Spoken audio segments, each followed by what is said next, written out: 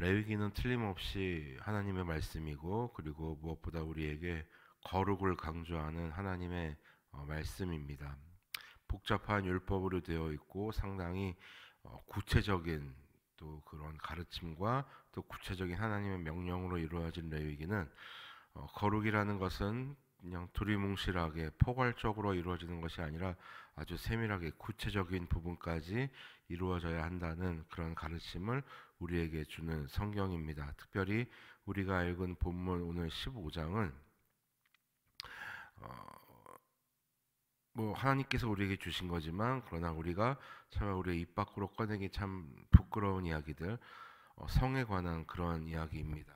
그런 부분에서 남녀 간의 그런 성에 관한 부분까지도 거룩해야 한다는 하나님의 명령, 하나님의 그 가르침을 오늘 본문 말씀은 기록하고 있습니다. 그렇다고 해서 어떤 남녀 간의 성이 뭐 불결하고 더럽고 하지 말아야 될 것이라는 것을 말씀드리는 것이 아니라, 하나님께서 주신 것이기 때문에 그러한 영역조차도 하나님 앞에서 거룩을 지켜가며 우리가 아름답게 갖고 가야 한다라는 하나님의 가르침이 오늘 본문에 나와 있습니다. 그리고 굉장히 뭐라 그럴까요? 다듬어지지 않은 그러한 문체로 기록되어 있는데, 당신은 여러분들도 아시겠지만 이스라엘 민족들의 그런 광야 시대였습니다. 그래서 뭐 올바른 성전이 뭐 갖춰지지 않았고, 어떤 뭐 국가 조직이 갖춰지지 않았고, 굉장히 어수선한 그런 분위기였기 때문에, 그러한 이스라엘 백성들, 하나님의 백성들에게 하나님께서는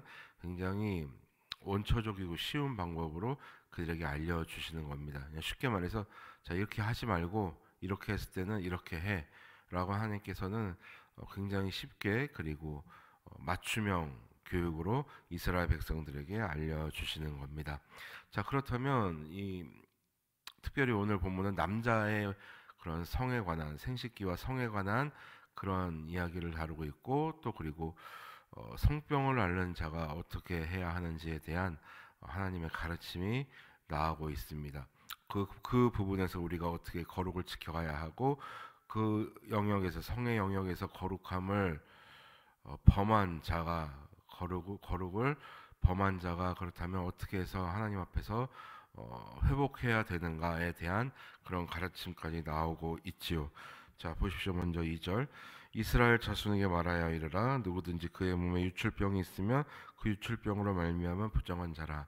자, 유출병이란 뭐 쉽게 말하면 오늘날에 말하면 어떤 그런 성병을 의미한다고 하겠습니다. 그 생식기에서 나오는 어떤 고름이나 어떠한 그 체액을 일컫는 말인데, 성병, 즉 성병이 우리가 언제 걸립니까? 하나님께서 주신 그 거룩한 성을 문란하게 다루었을 때, 하나님께서 정하신 짝에게, 즉 하나님께서 허락하신 그 부부간의 어떤 그런 아름다운 성이 아니라, 생식과 번성을 위한 그런 성이 아니라 쾌락을 쫓는 그 성을, 쾌락을 쫓는 마음으로 그 성을 대하는 자들에 대한 하나님의 그런 가르침입니다. 회복에 대한 그리고 가르침과, 그리고 그들을 향한 하나님의 일종의 징계와 훈계를 이야기하고 있습니다. 그래서 유출병이 몸에 있으면 그 유출병으로 말미암아 부정한 자라. 자, 오늘날도 그렇지 않습니까, 여러분? 하나님께서 우리가 그리스도인의 그 결혼은 단순히 남자와 여자가 만나 가정을 이루는 것도 있지만, 또 자손을 번식하는 그러한 또 아름다운 복의 근원지로서 그 성이 분명히 존재하고 그 성 생활이 이루어져야 하는 그런 부분입니다. 자, 그렇다면 하나님께서 허락하신 남편과 하나님께서 허락하신 부인에게만 이것을 아름답게 써야 하는데, 그런데 이것을 다른 사람에게, 그것도 은밀하게 사용했다면, 여러분, 그거만큼 하나님 앞에서 거룩을 범한 죄악은 없을 것입니다. 여러분 기억하십시오. 10계명의 제7계명은 오늘날에도 살아 역사한다라는 것, 그리고 오늘날에도 우리에게 철저하게 적용된다라는 것을 우리가 꼭 기억했으면 좋겠습니다. 그래서 이 성병에 걸린 자는 다 부정한 자라라고 하나님께서는 이야기하고 계십니다. 자, 그래서 그 사람의 무엇까지 부정하냐? 4절 보십시오. 유출병이 있는 자가 눕는 침상은 다 부정하고 그가 앉았던 자리도 부정하니, 그가 고 자는 요 이부자리도 부정하고 그가 앉았던 자리까지 부정하다고 합니다. 그 사람의 모든 것들을 지금 철저히 부정하고 있는 것입니다. 또 6절 보십시오. 유출병이 있는 자가 앉았던 자리에 앉는 자는 그의 옷을 빨고 물로 씻을 것이요 저녁까지 부정하리라. 그 유출병이 있던 자가 앉았던 자리에 부지불식간에 앉았던 자조차도 부정하다고 합니다. 이게 무슨 말인고 하면은 여러분, 이 음란한 이 성생활에 대한 그 전염은 굉장히 무섭습니다. 물론 모든 죄악의 그 전염성이 대단하지만 특별히 이 성적인 범죄의 전염성은 정말로 대단합니다. 여러분들도 그 폐해를 다 알고 계실 겁니다. 정말 생각보다 많은 이들이 이러한 범죄를 저지르고 또 죄악을 저지르고 그리고 심지어 수많은 목회자들이 넘어지는 부분이 바로 이 부분입니다. 바로 이런 성적인 유혹 앞에서 많은 사람들과 또 심지어 목회자들이 넘어지는 것이 오늘의 현실입니다. 그래서 하나님들은 그들은 다 부정하다. 그들이 앉은 자리까지 부정하고 그 자리에 앉았던 자들까지 부정하다라고 말씀하고 계십니다. 또 7절 보십시오. 유출병이 있는 자의 몸에 접촉하는 자는 그의 옷을 빨고 물로 몸을 씻을 것이며 저녁까지 부정하리라. 그 자와 몸을 접촉, 쉽게 말하면 악수나 주먹 인사하는 것까지도 그렇게 한 자까지도 부정하다고 하나님께서는 말씀하고 있습니다. 그리고 이 유출병에 걸린 자, 즉 성병에 걸린 자의 부정함은 어디에까지 미치는지 여러분 12절을 보십시오. 유출병이 있는 자가 만진 질그릇은 어떻게 해요? 깨트리고 나무 그릇은 다 물로 씻을지니라. 이러한 이 성병을 걸리고 유출병에 걸린 자들에 대한 하나님의 그 추궁은 집요합니다. 그냥 어느 선에서 그냥 대충 마무리 짓고 이제 저녁까지 근신하고 있어라 이게 아니라 그 사람의 모든 행동 하나하나까지 하나님의 제재가 들어오는 것입니다.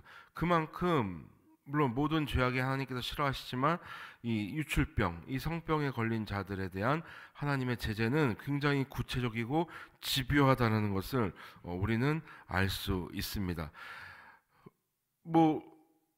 이런 경우도 있겠지요.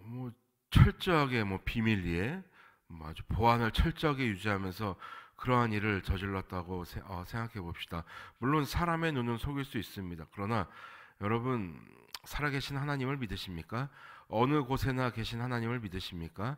하나님은 결코 속일 수가 없죠. 그리고 그거에 대한 징계를, 그거에 대한 책임을 분명히 하나님께서는 추궁하신다는 것 우리는 기억해야 하고, 또 여러 그러한 일로 인해서 넘어진 수많은 사람들을 보며 우리가 반면교사 삼아야 할 것입니다.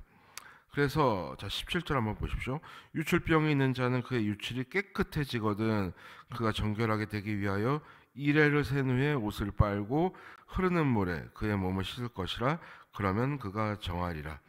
유출병이 있는 자는 그의 유출이 깨끗해지거든. 그의 성병이 깨끗해지거든 정결하게 되기 위하여 7일 동안 이레를 센 후에 옷을 빨라라고 합니다. 지금 무슨 말입니까? 아무리 육체적으로 나음을 받고 깨끗해졌다 할지라도 너의 영혼도 역시 더러워졌기 때문에 7일 동안 근신하며 하나님 앞에서 회복의 시간을 가지라는 겁니다. 이 7일은 단순히 일주일만 참아라 이게 아니라 그 남은 일평생을 하나님 앞에서 정결하게 그 정결을 유지하기 위하여 하나님 앞에서 결단하고 하나님 앞에서 다시금 신앙을 회복하고 또 사람들에게 용서를 구하는 그런 시간으로 보내라는 것입니다.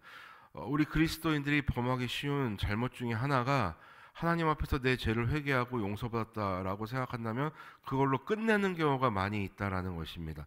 우리가 누군가에게 잘못을 저지르고 부정을 저질렀다면 그 당사자에게 가서 사과를 해야 하고 혹은 어떤 사회적인 그런 법의 대가를 치러야 하는 것이 올바른 하나님의 공의와 또 하나님의 방법이라는 것을 우리가 잊을 때가 너무나 많이 있습니다. 하나님과의 관계도 중요하지만 그 당사자 간의 관계도 분명히 풀어야 하고 또 그곳에서 사과가 이루어져야 되고 진실한 사과가 이루어져야 되고 그거에 대한 어떤 사회적 책임을 치러야 한다라는 것 우리가 절대 잊어서는 안 되겠습니다. 자, 15절 보십시오. 제사장은 그 한 마리는 속죄제로 다른 한 마리는 번제로 드려 그의 유출병으로 말미암아 여호와 앞에 속죄할지니라. 자, 제사장이 그를 위해 이제 속죄제와 번제의 제사를 지내줍니다. 즉 하나님 앞에서 철저하게 이 속죄제와 번제를 통하여 자신의 그 죄를 깨닫고 자신을 하나님 앞에 제물로 드려 하나님 앞에서 정결해 지라는 또한 하나님의 그러한 회복의 프로그램이 또 준비되어 있다라는 것입니다. 그래서 하나님께서 싫어하는 일을 우리가 행하거나 공동체에 좀 어떤 민폐를 끼치는 일이 생긴다면 여러분 다시 한번 말씀드립니다. 하나님과의 관계 회복의 시간도 중요하고 또 공동체와의 다시 한번 관계 회복에 대한 시간도 중요하다라는 것 여러분 꼭 기억했으면 좋겠습니다. 제가 언젠가 말씀드렸지만 교회에는 지적하고 시키는 자들은 가득합니다. 그러나 솔선수범하고 그것을 회복하기 위해서 노력하는 자들은 매우 드뭅니다.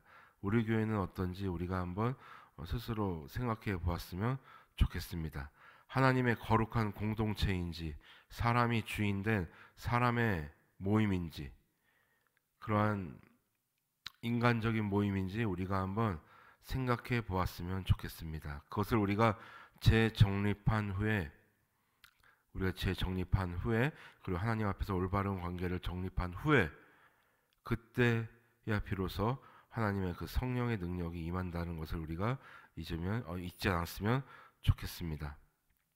어떤 행위를 말씀드리는 것이 아닙니다. 그리스도인이라면 두렵고 떨리는 마음으로 하나님의 구원을 이루어 가야 되는 것 아니겠습니까? 그 구원을 이루어가는 과정이고 그리스도인답게 살아가는 것을 제가 말씀드리는 겁니다. 자, 그리고 이 유출병에 대한 것들은 그 부부간의 어떤 그러한 성생활에도 제가 영향을 미치고 그 부분까지도 제가 하나님 앞에 거룩함으로 다가가야 한다고 말씀드리지 않았습니까? 18절 보십시오. 남녀가 동침하여 설정하였거든 둘 다 물로 몸을 씻을 것이며 저녁까지 부정하리라.